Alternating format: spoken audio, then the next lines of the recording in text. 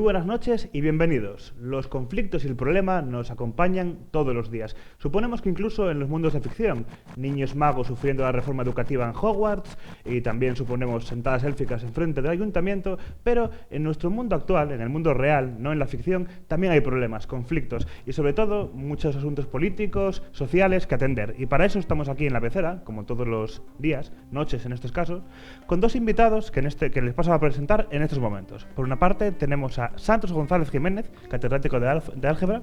Muy buenas noches. Buenas noches. Y a José Quesada, que ya repite, sacerdote anglicano. Buenas noches. Buenas noches. ¿Cómo estamos? Estupendamente bien. Estupendamente bien, perfecto. Con un poco de calor, pero bien. Sí, la verdad es que el calor ya nos acompaña, se nota el verano y es el momento de sufrir. Pero bueno, ahora vamos a sufrir, entre comillas, también disfrutar un poco la actualidad. Empezamos con un titular de El Comercio que paso a leer. El Principado destina 370.000 euros para ayudar a inmigrantes sin recursos este año. El año pasado, cerca de 1.000 personas recibieron estas ayudas. Vale. Primeras reflexiones para empezar la noche. Yo le cedo la palabra al profesor. No me parece mal. O sea, decir, si son inmigrantes, si no tienen recursos y se les puede ayudar, pues me parece perfecto. Y también ayudar a otros que no sean inmigrantes. Es decir, la colaboración social de los poderes públicos eso es obligado. Por lo tanto, personalmente no me parece mal. Quizás a lo mejor la proximidad de unas elecciones despierte recelos que a lo mejor eso habría que evitar, y entiendo que esta ayuda es algo que se hace periódicamente y por lo tanto en sí la ayuda me parece bien. El tiempo y el momento, pues bueno, es el que estamos viviendo, pero lo importante es que se haga y que se haga siempre. Yo voy a ser un poco más crítico. A mí personalmente, claro que me parece bien, pero se me antoja la cantidad un tanto raquítica, un tanto pequeña. Se podría, creo que, destinar una cuantía mayor, habida cuenta de que nuestros dineros a veces se van por unos desagües bastante menos justificados que este. La oportunidad en la que se hace pública, pues efectivamente coincido con el profesor, que quizás no sea la más oportuna y que tenga tintes electoralistas. ¿Por qué esta ayuda a los emigrantes? ¿Y por qué me parece a mí pequeña? ¿Por qué se me antoja rácana? Porque creo que estas personas, directamente o descendientes de aquellos emigrantes que a principios del siglo pasado y durante todo el siglo pasado emigraron a buscar una mejor vida para ellos, también contribuyeron de una forma muy, muy importante en el desarrollo no solamente de nuestra región, sino de todo el país, de toda España, no solamente desde el punto de vista económico, sino también aportando diferentes culturas y diferentes cuestiones de valor. Y repito, me parece muy bien, pero me parece muy poca. Sí, eso es posible. Lo que pasa es que los recursos son los que son y me imagino que desde el gobierno tendrán que entender tantas cosas que lo habrán distribuido de esa mejor manera. Además están los inmigrantes, pero ahora está la situación de los refugiados, que es una situación auténticamente penosa, pero la propia situación interna del país, donde hay una situación de pobreza bastante quizás alarmante en algunos casos y tampoco Asturias precisamente puede presumir de una situación boyante, aunque se están haciendo esfuerzos. Por lo tanto, bueno, más allá de que coincidiendo con José pueda ser una cantidad pequeña, pero yo creo que lo más importante, y eso me imagino que desde la Consejería del Gobierno de Asturias que canalizará estas ayudas, lo importante es haber hecho una prospección y detección de casos que sean de verdad de necesidad acuciante, ¿no? Yo creo que ahí tiene que estar Asturias y tiene que estar el país, ¿no? Yo creo que esa prospección es más importante que la cantidad, porque la cantidad a lo mejor es pequeña, pero a lo mejor es grande, dependiendo de a dónde va dirigida y de quién de verdad lo necesita, ¿no? Hoy mismo estamos viviendo el conflicto en Venezuela y parece que hay unas necesidades enormes. Hay mucho asturiano, la Asturias de la inmigración es tremenda, ¿no? Entonces hay que detectar y luego canalizar adecuadamente, y en eso no me cabe duda que el gobierno lo hará bien, y a las personas, a las familias, como dicen, en situación de pobreza extrema, que la inmigración a veces parece que es el de triunfo, pero por desgracia eso es la punta del iceberg.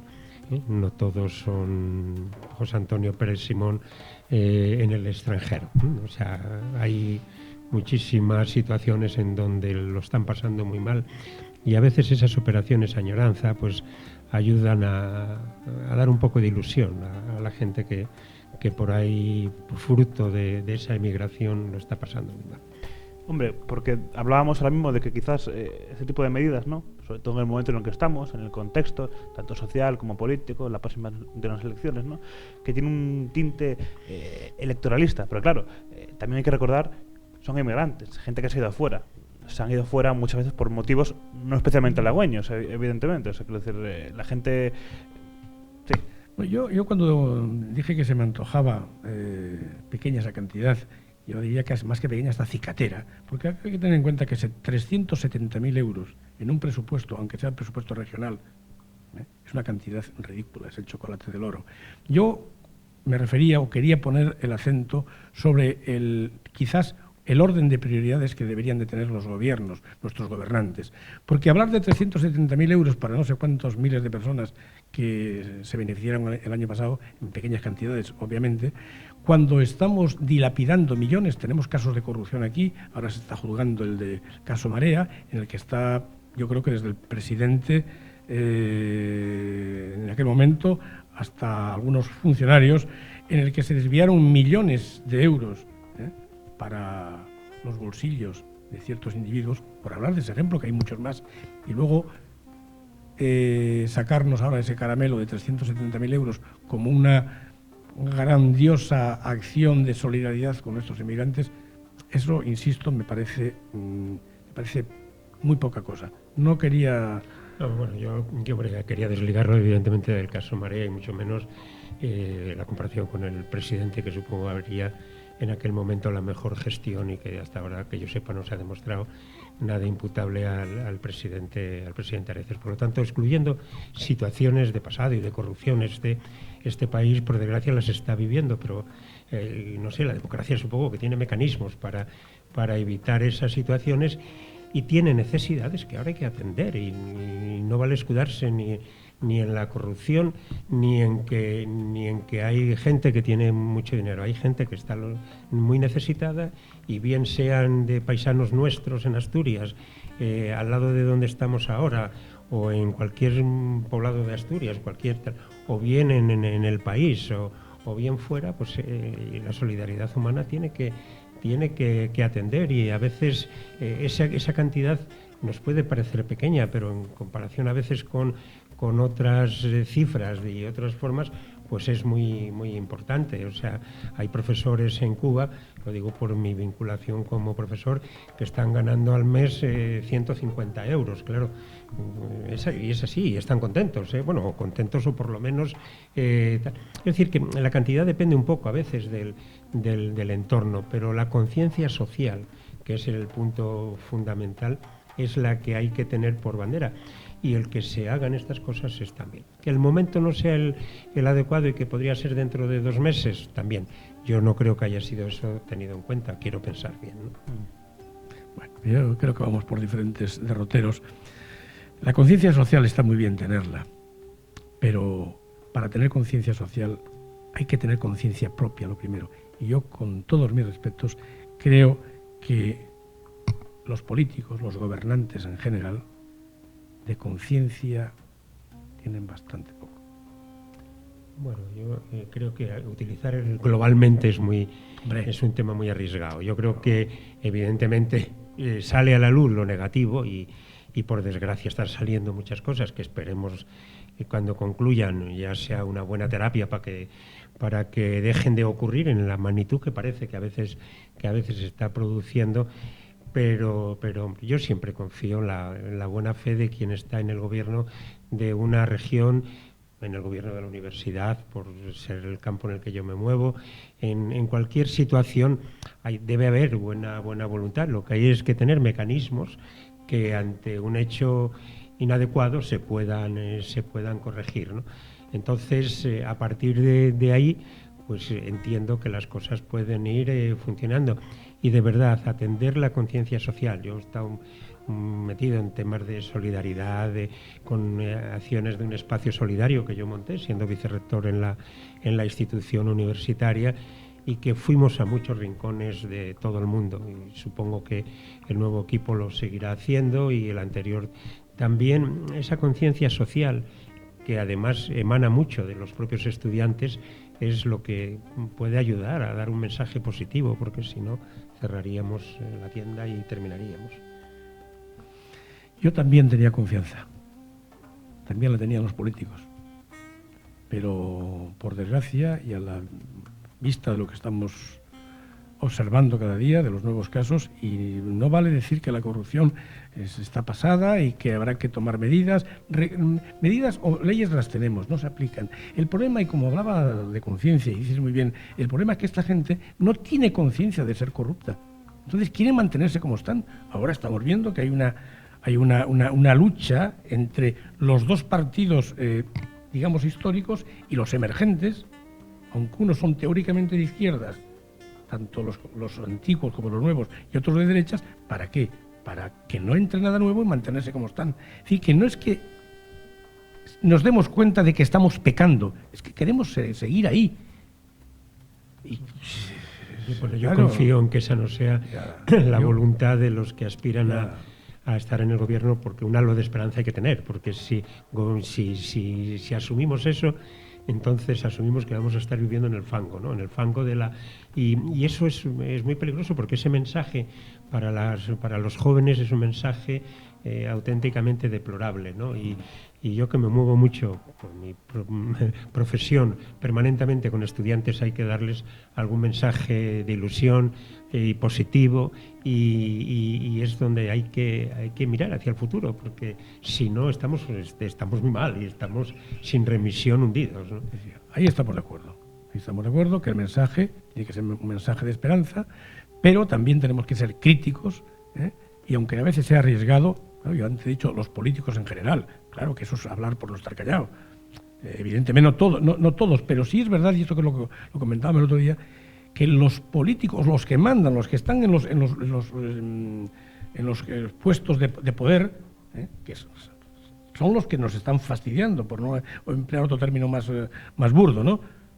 Claro que hay gente buena, muy buena, políticos muy buenos y trabajadores vocacionales, pero no son precisamente los que nos están gobernando ni los que ocupan puestos de gran responsabilidad. Pero bueno, ese supongo que es un tema muy complejo y da para mucho. Yo creo que en los propios gobiernos hay gente con una gran conciencia social, trabajadora, formada y tal. Lo que pasa que bueno, saltan a la luz los casos que son negativos y empozoñan toda la situación. En el actual gobierno, ¿cuántos miembros hay imputados entre directores generales?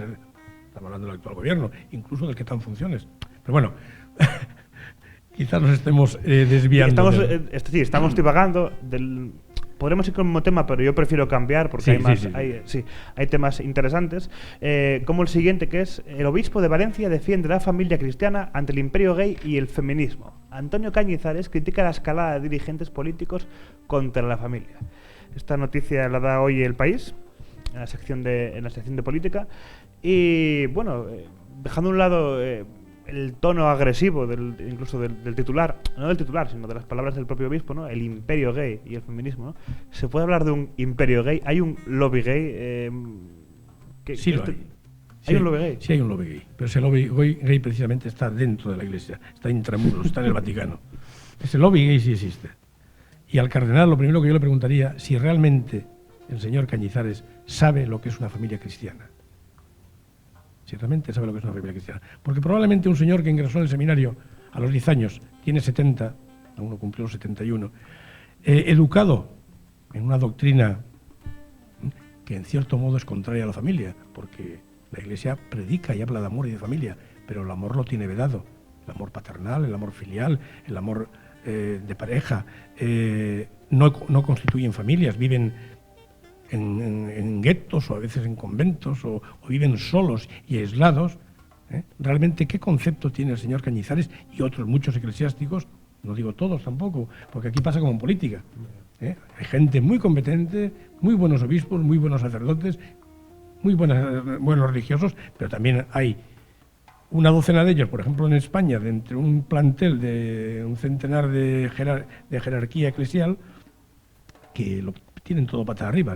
Este pues, es el caso del señor cardenal, que parece que vive en otro mundo o que realmente no sabe lo que es la familia. Esa es mi opinión. Ya, bueno, es un tema delicado y menos para hablar con mi interlocutora, que en este caso, por lo tanto, sé que es un tema complicado y difícil.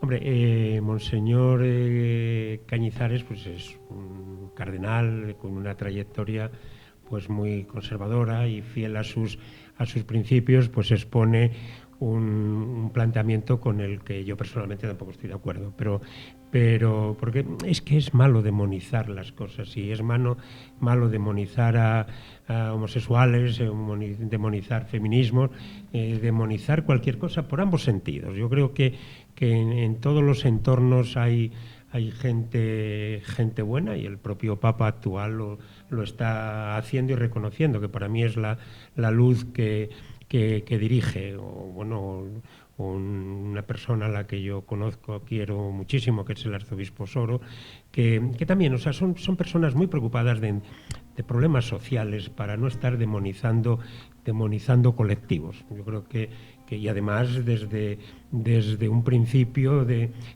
solidaridad, de buena fe, de humanidad, pues no vamos a estar criticando, demonizando por razón de sexo, por feminismo. No sé, lo que pasa es que la trayectoria de Monseñor Cañizares, que fue obispo ya en Ávila y y en el Vaticano, pues tiene una trayectoria de un espíritu conservador, y supongo que ya en la etapa en la que está, pues dice lo que piensa y ya está. Pero yo creo que en estos momentos, para mí, la prudencia es el principal valor, y yo creo que la Iglesia como tal tiene que ser prudente, y así me consta que lo están haciendo muchos, empezando por el señor Osoro, por el arzobispo don Carlos Osoro y por el Papa, es decir, llegando a donde están los refugiados, recibiendo, admitiendo matrimonios de tal tipo, es decir, yendo a la labor social de la Iglesia, que adecuada a este difícil momento que recibimos, es donde hay que estar, y no entrar en situaciones que solo hace que distraer la vida de lo que es importante. Por lo tanto, desde mi punto de vista, es muy criticable la actitud del cardenal, porque esta no es una cosa nueva. Hace poco nos salió con otra historia similar, no recuerdo de qué hablaba, sobre la soberanía y la unidad de España, etcétera, etcétera. Yo creo que la Iglesia tiene otras funciones. Y ya que hablamos de la doctrina social de la Iglesia, esa siempre la hubo. Pero la otra cuestión es que se aplique. Carlos Osoro, que también conozco personalmente, todavía lo vi hace 15 días, en Mondoñedo, yo no voy a criticarlo, pero yo, desde mi independencia, porque yo soy católico pero no soy romano, no estoy bajo la autoridad de ningún obispo español, ningún obispo católico, puedo decir que Osoro es una persona muy, muy inteligente, es un hombre con una capacidad de adaptación increíble. Yo siempre, cuando lo critico alguna vez, digo que es una capacidad camaleónica, y es el hombre adecuado en este momento para representar al Papa, por la edad y por su capacidad de adaptación. Porque en tiempos de Juan Pablo II, Osoro era el más juanpablista de todos. Ahora es el más franciscano. Bueno, pero es un hombre de una gran inteligencia, de una gran humanidad, sabiendo llegar a todos. Por ejemplo, en Asturias, hizo con Asturias, en Valencia esto no hubiera ocurrido, estaban todos encantados, y ahora mismo en Madrid está porque está yendo a las cárceles, a los poblados que hay, está haciendo una labor social impresionante, viviendo en unas condiciones difíciles. Es un pastor. Sí, pero bien, y ahí quiero llegar yo. Claro que es un pastor y está copiando, tiene como referente al Papa. Pero a mí me hubiera gustado esto, que tanto se repite, que a mí ya no me gusta tanto, tuvo su momento de gracia. A mí me hubiera gustado que también hubieran olido a oveja antes, no ahora. Bueno, eso es lo que yo creo que don Carlos, no sé, es decir, ha olido abejas siempre, pero sobre todo, bueno, y supongo que yo en lo que le he conocido, que le conocí estando Oviedo, por su formación, por su conocimiento de las matemáticas, que es la labor que a nosotros, la tarea que a nosotros nos unió y que después puedo decir que es una persona a la que aprecio y quiero muchísimo y tengo el privilegio, creo que de su amistad. Don Carlos, bueno, sabe estar en cada sitio, y en estos momentos que la Iglesia esté dirigida por quien está y la de España por don Carlos, con un gran parecido al propio Papa Francisco, porque hasta físicamente tienen un gran parecido físico, pero en actitudes, en comportamientos, en forma de entender y de llevar el Evangelio, para mí es ejemplar. Y entonces, bueno, pues vivamos los momentos buenos. La diferencia estriba en que el Papa Bergoglio era ya Bergoglio antes de ser Papa, y su comportamiento, su actitud y su forma de ser y de actuar era antes y ahora. Nosotros no. Y yo no digo nada, yo no estoy criticando en ese. Bueno, yo con Osoro tengo la relación que pueda tener con cualquier obispo, cordial, nunca tuve ningún problema con él sí las tuve con algún otro, pero no con él, igual que también tengo muy buenos amigos, porque si hubiera que hablar de obispos de los que ya olían a oveja antes, y no porque no se la basen, sino porque de verdad eran pastores, pues yo podría mencionar ahora mismo 50 o 60 en España.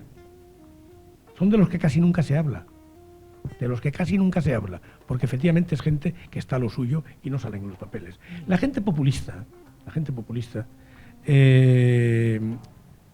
o arribista, que también la hay, son los que salen todos los días en los medios, porque les gusta salir en los medios, lo provocan. No digo que sea el caso de Osoro, que digo, es en este momento, en esto concuerdo, la persona más adecuada, la persona idónea para estar en la Iglesia española. En esa coincidencia estamos totalmente de acuerdo. Plenamente, y ahí vivamos el momento. Ya que por supuesto que sí. Porque yo, desde luego, con Osoro, desde su estancia en Asturias, lo que he seguido en Valencia y lo de ahora, y mirando hacia el futuro, es fantástico. Sí. Lo que fuera antes no soy yo para juzgarlo. Ahí estoy totalmente de acuerdo. Y por lo tanto, la tranquilidad de tener al lado personas que opinan, y evidentemente que con toda la prudencia discrepará de lo que estábamos al inicio, pero que su prudencia hará que el día a día lo vaya llevando, como por ejemplo hace 2 días se celebró lo de San Isidro allí en la parroquia con todo el mundo,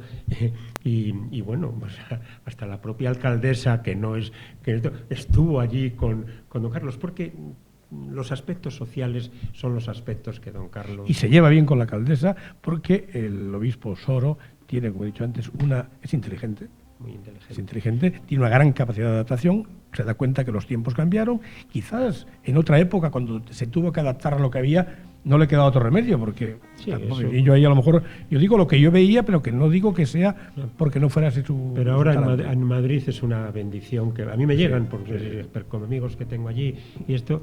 De la labor que está haciendo. Como hay que ir terminando, ya que me he extendido lo de 1 minuto, sí quería hacer una reflexión final para ir cerrando, ¿no? Para que me digáis un poco vuestra opinión. La cuestión es que, bueno, la Iglesia, evidentemente, la religión, de forma más genérica, sea cristianismo, catolicismo en este caso, desde luego tiene una función, pues, moral, una función social, etcétera. Entonces, la gran cuestión es, este tipo de reflexiones como las que hace Antonio Cañizares, contra el imperio gay, contra el feminismo, que al fin y al cabo el feminismo es una doctrina que a priori sobre el papel defendería la igualdad entre la mujer y el hombre, sin más, no sería situar a alguien por encima de otro. Este tipo de cuestiones realmente encajan en la Iglesia actual. La Iglesia actual es conservadora en fin, de forma general, pese al Papa. Este hombre está ya fuera de su tiempo. ¿Cuál es la tendencia actual en la Iglesia? de forma global. Yo me atrevería a decir que eso, afirmar que las palabras del cardenal en este caso, o de otros obispos, podemos hablar del obispo de Alcalá, que es otra cosa parecida, es un hombre que arremete contra todo aquello. Podría añadir algún detalle más, pero voy a dejarlo en esto. Es decir, están totalmente fuera de lugar. Es decir, la Iglesia, no hay más que mirar a Roma, y si no queremos mirar al Papa, que después de todo es un hombre más, miremos al Evangelio. Es decir, todo esto es antievangélico. Cristo nunca juzgó a nadie. A nadie. Un ejemplo claro, cuando a la pecadora, a la que la ley judía, la ley de entonces, no hay que olvidar que Jesucristo era judío, de religión y de raza, por ley la tenían que lapidar, él no solo no la condenó, se limitó a decirle, vete y no peques más. Y lo que significa pecar no hay que entenderlo desde la doctrina del catecismo de la Iglesia católica o cualquier otra iglesia. El pecado, en su origen, etimológicamente hablando, significa error, equivocación. Viene, creo que es del griego, hamartía, ¿no? Entonces, esa es la doctrina del Evangelio. Eso es la doctrina de Jesús mismo, y esto es por lo que aboga el Papa. Quiere acabar con tanta parafernalia, con tanto código de derecho canónico, es decir, más Biblia, más Evangelio, señores, y menos código de derecho canónico. Es más, el Papa aboga por sacar la Iglesia de los estados, es decir, que los estados sean laicos. Esto lo dice el propio Papa. Con lo cual yo creo que ¿qué yo puedo añadir a esto? Nada, pienso exactamente igual, porque si este Papa hubiera existido hace 25 o 30 años, que es cuando tenía que haber estado, cuando entró Juan Pablo II, yo probablemente hoy estaría sirviendo en la Iglesia católica. No pasa nada porque pienso que la Iglesia es la misma, a fin de cuentas, son pequeñas etiquetas, ¿no? Pero este Papa es un Papa evangélico. Lo siento, pero hay que cortar ya. Mi opinión muy rápido, pero muy rápido, 2 palabras, porque me están riñendo. La Iglesia no va por el camino que Monseñor Canizares ha dicho. Yo creo que la Iglesia es lo que está ordenando, dirigiendo, liderando el Papa Francisco, y en España el Monseñor Osoro, y a partir de ahí todo tiene cabida. Lo siento, se acabó. Muchas gracias por todo. Se nos ha quedado muy corto. ¿Sí? Sí, pensé que estábamos empezando. Y nada, a ustedes ni me da tiempo a despedirme porque me están riñendo aquí por el pinganillo y me van a cortar la cabeza, así que muy buenas noches. Buenas